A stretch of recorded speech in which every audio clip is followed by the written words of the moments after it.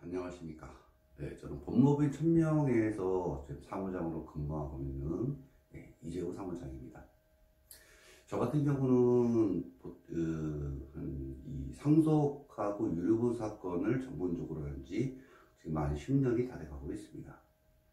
많은 분들이 이제 예전과 달리 유류분이나 상속에 대해서 궁금해하시는 점이 많은데, 기존에는 이 네이버 그 상속 TV에다가 제 동영상 강의를 올린 적이 있습니다.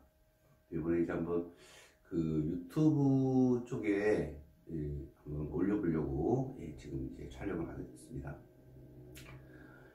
이 올리게 된 이유는 최근에 많은 이제 변호사님들이나 많은 분들이 상속하고 유류분에 대해서 관심을 갖고 인터넷에 글을 올리고 있는데, 사실상 어떤 부분들은 뭐 좀 정확하지 않은 것도 제 생각하기에는 있는 것 같고, 그리고 이제 많은 분들이 알고 싶어 하는 부분은 그런 추상적인 개념이 아니고 실제로 실무에서 이게 적용되는 부분을 알고 싶어 하시기 때문에 그 궁금증을 풀어드리기 위해서 실제 저희 사무실에서 판결을 받았던 사건, 그거를 중심으로 한번 소개를 하려고 합니다.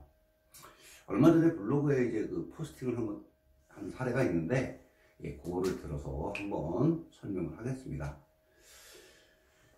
어떤 사건이냐면, 보통 이제 아버님이 계시죠. 그리고 어머니가 계십니다. 그런데 자녀가 이렇게 2명이 있었습니다. 이게 장남이죠. 장남이고, 차남입니다.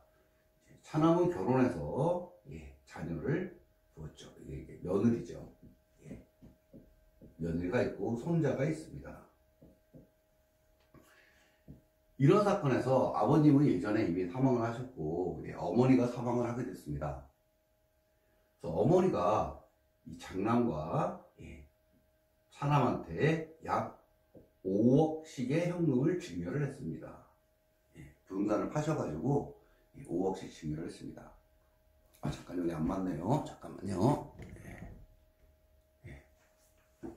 5억씩의 재산을 증여를 했는데 차남이 사망을 합니다.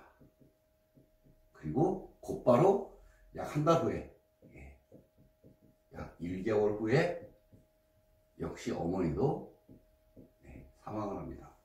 그런데 어머니가 사망하시기 직전에 이 장남한테 6억을 증여합니다. 이렇게 됐습니다. 그러자 이 손자하고 며느리가 이 6억, 이 증여한 6억에 대해서 유류분 청구를 합니다.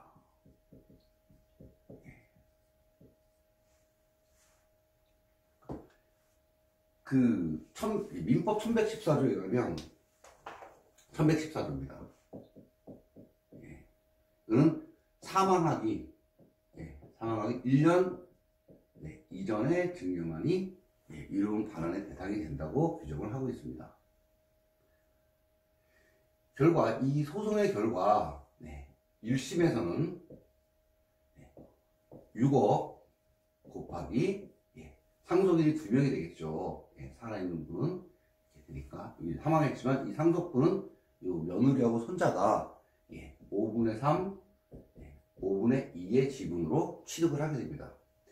그래서 6억 곱하기 차남의 유류분은 4분의 1이니까 곱하기 며느리는 이거에 5분의 3, 손자는 5분의 2의 금액을 지급하라 라는 판결이 나오게 됩니다. 이게 1심 판결입니다. 이게 1심 판결입니다. 이거에 대해서 이 장남이 불복을 하고 항소를 했어요. 이 항소에 대해 항소 취지를 말씀을 드리겠습니다. 자, 지우고요.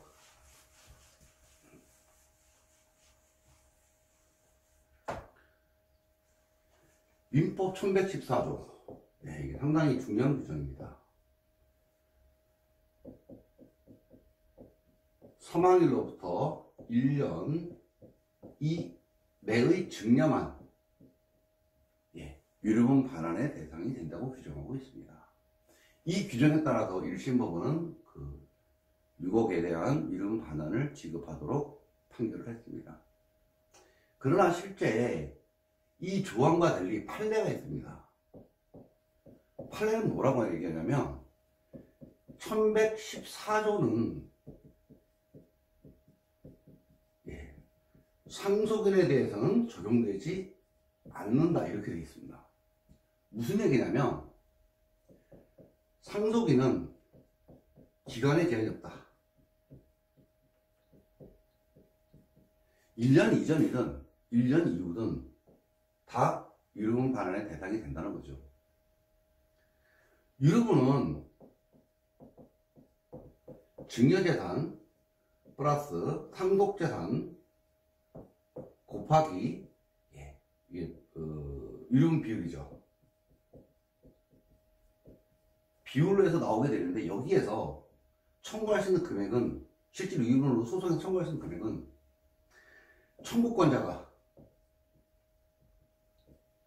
청구권자가 증여받거나 상속받은 것을 빼게 되어 있습니다. 따라서 기한에 제한이 없다면 장남이 5억 플러스 6억이 되겠죠.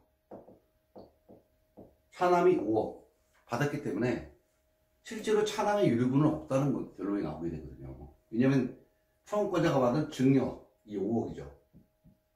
5억을 빼면 실질적으로 이 전체 금액의 4분의 1이 초과되거든요. 이 5억 자체가. 따라서 이 판례에 따르면 1114조 규정은 상속인의 제한이 없다 하는 규정에 따르면 안 되게 되어 있습니다.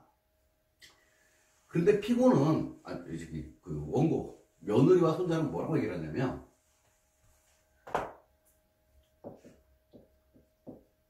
차남이 증여를 받았지만 대습상속인이라고 부르거든요. 이 상속인이 사망함으로써 그 상속분을 대신 취득하는 상속인의 상속인을 대습상속인이라고 부릅니다. 차남이 증여를 받았지 내가 증여를 받은 건 아니다 이렇게 주장합니다. 그러나 항소심 법원에서는 이 대습상속에 의한 유류분 청구는 결국 이 차남의 권리를 기초로 하고 있다는 거죠. 차남의 유류분은 4분의 1을 다시 5분의 3, 5분의 1을 쪼갠 거기 때문에 차남이 증여를 받았다면 역시 대습상속인한테도 그것이 반영돼야 된다 이렇게 판결합니다. 그래서 결국 2심 항소심에서는 소송이 기각됩니다. 이게 판결 바뀝니다. 아까 얘기했듯이 장남이 6억과 5억을 받았는데 차남은 5억을 받았다. 합이 16억이다. 곱하기 4분의 1은 얼마죠? 5억보다 아래라는 거죠. 5사 20이니까. 4억이 되겠네요. 4사 16. 4억이 유류분인데 이미 5억을 받았으니까 차남은 유류분 이상을 초과해서 받은 거다. 따라서 차남의 대습상속인은 유류분 부족분이 발생하지 않기 때문에 유류분을 청구할 수 없다. 이렇게 판결이 났습니다. 여기서 제가 이 얘기를 왜 드리냐면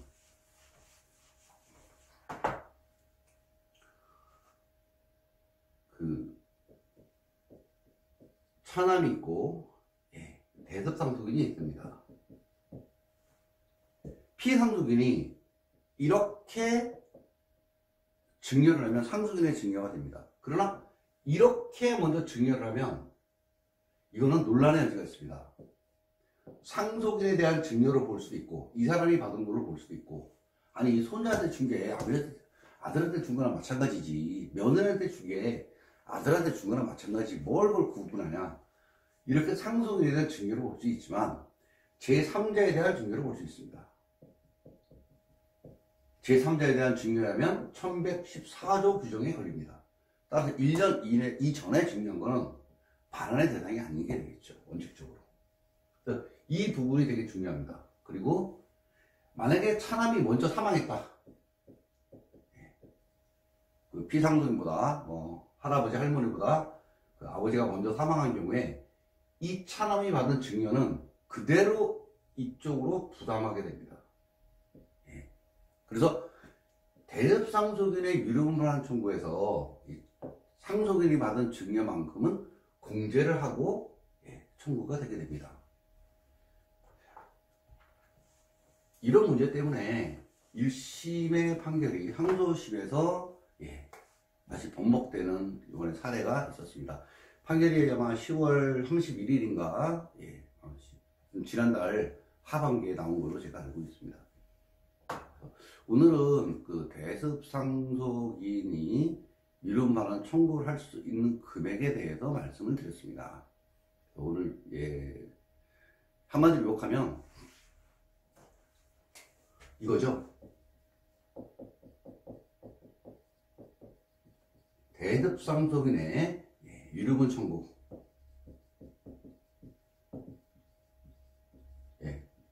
청구액은 상속인, 대습상속인의 아버지나 어머니나 또는 배우자가 됩니다. 상속인이 받은 증여를 공제하고 청구가 된다는 거죠. 오늘은 실제 판례를 들어서 대습상속인이 청구할 수 있는 금액에 대해서 말씀을 드렸습니다.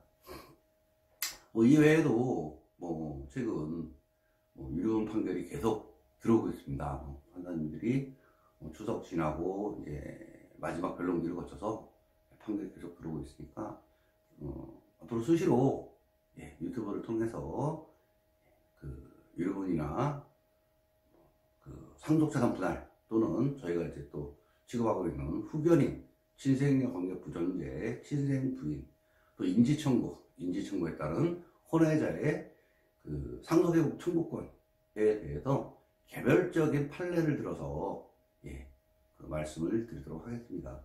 물론 이 하나의 주제만 갖고 상속을 다 이해할 수는 없습니다. 그러나 실제로 제가 말씀드리는 거는 실무에서 받은 판결이기 때문에 개별적 사안에서는 참고하시면 충분히 이해가 되실 겁니다. 오늘 여기까지 하고 다음에는 다른 주제로 한번 말씀을 드리겠습니다.